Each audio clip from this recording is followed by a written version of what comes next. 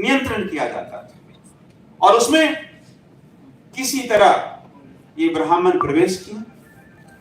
आज भी दोस्तों मैं एक आपसे कि कम से कम हम अपनी बात को अपने बच्चों तक तो ले जाएं।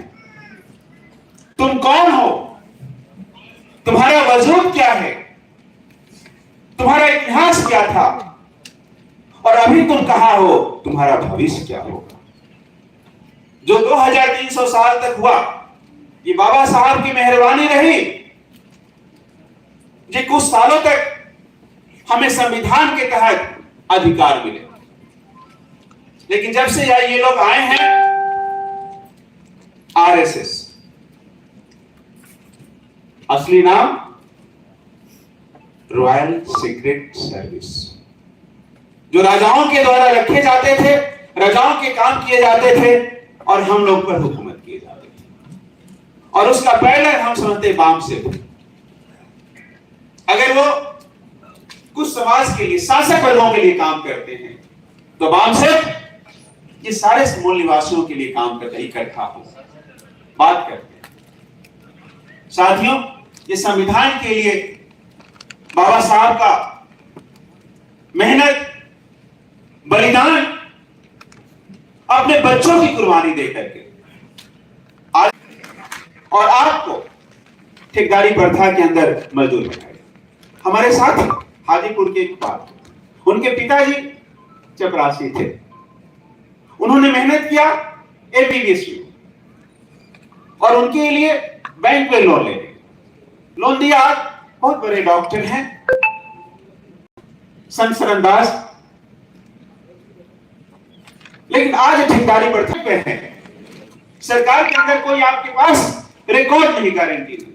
अगर आप जमा होते हैं, आप पीएफ होता है, फंड बोनस होता है, उसके आधार पर सरकार गारंटी देता है और बैंक आपको लोन देता है बच्चों को पढ़ाने के लिए। लेकिन आज हमारे बच्चों के लिए अगर लोन लेने जाएं, बैंक कहती है हम आपको पहचानते हैं। तो ये चीजें, एक बार वाजपेयी बने तो लोग पेंशन खत्म, मोदी बने तो नौकरी खत्म। अब हमारी स्थिति वही होने जा रही है जो आजादी से पहले थी। तो अगर हम बाम से BS4 जो साथी हम मिल करके, जो ये साथी मूल निवासी साथी हैं, SC ST OBC माइनॉरिटी, जो हम माइनॉरिटी वही लोग हैं, जाति तो एक है, वंश एक है, धर्म। दोस्तों, मैं मंडल के समय की बात कहता हूं, मुजफ्फरपुर की बातें थी, यहाँ पे लालू साहब थे, वहां पे आज धीरे धीरे उन्होंने सब कुछ ही किया। हमारी स्थिति बद से बदतर कर गई है। हम किस तरह अपने बच्चों को आगे बढ़ाएंगे, आगे बढ़ाएंगे। निजीकरण, ठेकेदारी प्रथा हम उन निवासियों के लिए सही नहीं। एक और बात करता हूं, धीरे धीरे ये निजी प्रथा बंधुआ मजदूर की तरफ ले जाए। आपने पढ़ा होगा, समाज के लोग, मूल निवासी समाज के लोग, जिसका खून एक है। हम मूल निवासी के लोग, जाति से पहले राजवंश हुआ करता था। रजक वंश है, पाल वंश है, नंद वंश है और शाक्य वंश है, नाग वंश है। यहां जो बैठे हुए हैं, जो SC ST OBC के लोग हैं, आप पाएंगे अंदर जाके देखें तो ज्यादातर हम लोग एक कुल खानदान से जुड़े हुए हैं।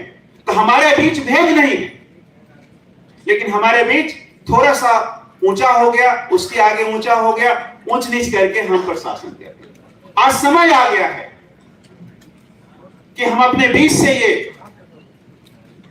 भेद को हटाएं। SC ST OBC और अल्पसंख्यक भी OBC बैकवर्ड नहीं आते संविधान के द्वारा। 90% अल्पसंख्यक बैकवर्ड हैं, 10% हिंदू में तो 60%। हम सब एक वंश के, तो हम अपने कुल खानदान के भाइयों से सांस्कृतिक जुड़ाव के माध्यम से जब हम एक दूसरे के साथ आएंगे, जब एक दूसरे के सुख दुख में शामिल होंगे, शायद जो समाज जिसको जानता नहीं इन चीजों को क्या कर रहा है, जागृत करने के लिए आगे आना होगा। बात सिर्फ ये जो आरएसएस की पैरेलल